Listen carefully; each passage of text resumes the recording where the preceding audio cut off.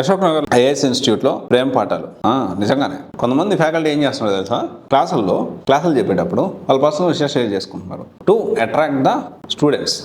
ఎవరు? కొంతమంది అమ్మాయిల్ని అట్రాక్ట్ చేసి ట్రాప్లో వేయడానికి క్లాసులు చెబుతూ నాకు హెల్త్ బాగాలేదని, ఇంకొకరేమో నేను ఒక్కడనే ఉంటాను, మా అమ్మతో కలిసి ఉంటాను, నేను సింగిల్ అని చెప్పి. నేను దీనికి సంబంధించి ఇక్కడ 2 విషయాలు కూడా మాట్లాడుకుందాము. అందరూ ఫ్యాకల్టీ ఇలా లేరు, కొంతమంది మాత్రం ఇలా చేస్తూ ఉన్నారు. దానికి సంబంధించిన కేసులు అయ్యి చాలా దూరం కూడా వెళ్ళింది.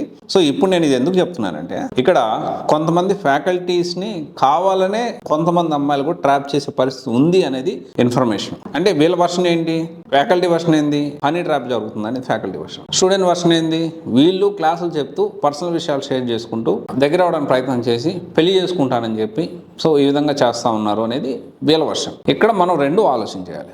ఓకే, ఫస్ట్ ఏంటి అంటే ఫ్యాకల్టీకి ఒకటే చెప్పేది ఏంటి అంటే, మీరు పరిస్థితి ఏంటి అంటే క్లాసులు చెప్పారా, ఇన్స్టిట్యూట్ వరకే, క్లాస్ వరకే స్టూడెంట్ టీచర్ రిలేషన్ అనేది ఉండాలి. ఇది ఇంతకు మించి హద్దు దాటకుండా చూసుకోవాల్సిన అవసరం ఇన్స్టిట్యూట్ డైరెక్టర్స్కి ఉంది.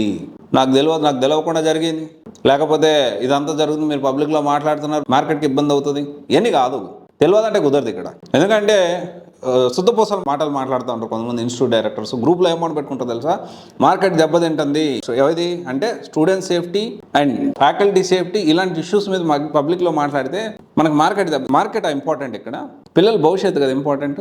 ఒక్కడ కూడా మాట్లాడు, ఎవరికైనా బిజినెస్కి ఇబ్బంది వచ్చింది, బిజినెస్కి ఏమైనా ప్రాబ్లం అవుతుందంటే అందరు గొంతులు లేస్తాయి. ఒకడు మాట్లాడు, ఏది ఒక అమ్మాయికి అన్యాయం జరిగితే ఒకడు మాట్లాడు, ఒక ఫ్యాకల్టీకి అన్యాయం జరిగితే ఒకడు మాట్లాడు. ఇన్స్టిట్యూట్ డైరెక్టర్ గురించి మాట్లాడుతున్నాం, కొంతమంది ఇన్స్టిట్యూట్ డైరెక్టర్స్ గురించి. కానీ అదర్ ఇష్యూస్ మీద వాళ్ళకి ఏమైనా బిజినెస్కి ఇబ్బంది అయిందనుకోండి, దబ్బని వీడియో పెట్టేస్తారు. దాంట్లో ఫార్చునేట్లీ దాంట్లో లేడీస్ కూడా ఉన్నారు. అంటే ఇన్స్టిట్యూట్ డైరెక్టర్స్ లేడీస్ అయినా అలాగే ఉన్నారు, జెంట్స్ అయినా అలాగే, ప్యూర్ బిజినెస్ మైండ్ సెట్. దానిలో చాలా మంది ప్రిలిమ్స్ కూడా క్లియర్ చేసుకుంటారు. అయితే ఇక్కడ మనం ఆలోచించాల్సిన విషయం ఏంటంటే, అదే కొంతమంది ఇప్పుడు అమ్మాయిలు కూడా వాళ్ళ పర్సనల్ విషయాలు షేర్ చేస్తే దాన్ని ఇన్స్పిరేషన్గా తీసుకోవాలి. కానీ అరే ఒక్కడే ఉండి కష్టపడుతున్నాడు, వాళ్ళ అమ్మకి హెల్త్ బాగాలేకపోయినా, లేకపోతే ఆయన పర్సనల్ ఇష్యూస్ అయినా కానీ, ఆయన పర్సనల్ హెల్త్ బాగాలేకపోయినా కానీ ఏదైనా క్లాసులు చెప్తా ఉన్నాడు, ఇంకో పక్క యూపీఎస్సీ ప్రిపేర్ అవుతా ఉన్నాడు, ఇంకో పక్క గ్రూప్ను ప్రిపేర్ అవుతున్నాడు, ఇన్స్పిరేషన్గా తీసుకోవాలి. కానీ దాన్ని తప్పుగా తీసుకోవడం కూడా కరెక్ట్ కాదేమో, మీరు కూడా ఆలోచించాలి. వచ్చిన పని ఏంటి, స్టూడెంట్స్ అందరూ కూడా కొంతమంది స్టూడెంట్స్ తెలియకుండానే రాంగ్ రూట్లోకి వెళ్ళిపోయి ఆ తర్వాత లబోదీపం అంటారు. ఏం జరగదు, అయిపోయిన తర్వాత వన్స్ ఇష్యూ అయింది, అయిపోయి ముందుకు వెళ్ళిపోయిన తర్వాత మీరు ఏమనుకున్నా వెనక్కి రాదు కదా.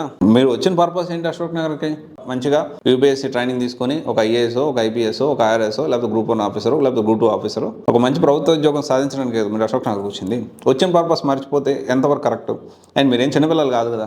ఫ్యాకల్టీస్ కూడా ఈ మధ్యకాలంలో ఒక్కొక్కటి కొంతమంది బయటకు వస్తూ ఉన్నారు, కానీ కరెక్ట్ కాదు. సో ప్రతి ఫ్యాకల్టీ కూడా కొంతమంది జెన్యున్గానే వాళ్ళ పని వాళ్ళు చేసుకొని పోతూ ఉంటారు, కానీ కొంతమంది ఫ్యాకల్టీ ఉంటారు తస్మాత్ జాగ్రత్త, ఉపేక్షించేది లేదు. ఇక ఏ విషయం నా దగ్గరకు వచ్చినా కానీ నేను పబ్లిక్ తీసుకెళ్తా, 100% తీసుకెళ్తా. ఆల్రెడీ తీసుకెళ్ళున్నాను కూడా చాలా ఇష్యూస్.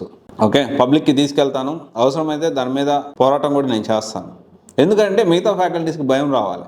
ఓకే, మిగతా ఫ్యాకల్టీస్కి కొంచెం ఒళ్ళు దగ్గర పెట్టుకొని మన పరిధిలో మనం ఉండాలి, మన పని మనం చేసుకోవాలి. కొంతమంది జెన్యున్గానే ఉన్నారు, కొంతమంది జెన్యున్గా వాళ్ళ క్లాసులు వాళ్ళు చెప్పుకుంటూ వెళ్ళిపోతూ ఉంటారు. కొంతమంది మాత్రం పెద్ద ఇదిలా ఫీల్ అవుతూ ఉంటారు. చెప్తా ఉన్నా పబ్లిక్లోకి తీసుకెళ్తాను, and at the same time ఏ విధంగా ముందుకు తీసుకెళ్లాలో ఆ విధంగా నేను ముందుకు తీసుకెళ్తాను. ఖచ్చితంగా చెప్తా ఉన్న విషయాన్ని.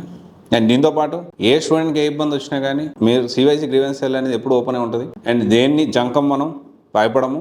2 విషయాలు ఇక్కడ అందరూ బిజినెస్ చేస్తున్నారు. అశోక్ నగర్లో ప్రతి ఒక్క ఇన్స్టిట్యూట్, ఆన్లైన్ ఇన్స్టిట్యూట్ అయినా ఆఫ్లైన్ ఇన్స్టిట్యూట్ అయినా ప్రతి ఒక్కరు బిజినెస్ చేస్తున్నారు. ఆ బిజినెస్ చేసే వాళ్ళు సివైసీ ఎక్స్క్లూడ్ కాదు. నేను కూడా బిజినెస్ చేస్తున్నా, కానీ నేను ఎంచుకున్న సర్వీసు, నేను ఎంచుకున్న పాత్ అనేది కొంచెం డిఫరెంట్.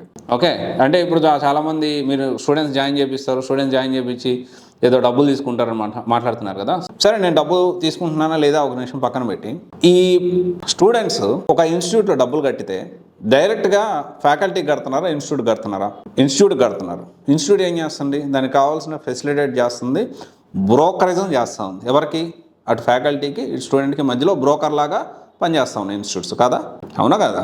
సో ఒక ఇన్ఫర్మేషన్ని అందులో చాలామంది దారుణంగా ప్రిలిమ్స్ కూడా క్లియర్ చేయట్లేదు. ఒక్కసారి కూడా ప్రిలిమ్స్ క్లియర్ చేయని వాళ్ళు ఇన్స్టిట్యూట్ రన్ చేస్తూ ఉన్నారు. రన్ చేసి పిల్లల్ని మోసం చేస్తూ ఉన్నారు. ఎవరు ఏంటనేది మీ అందరికీ తెలుసు, నాకు కూడా తెలుసు.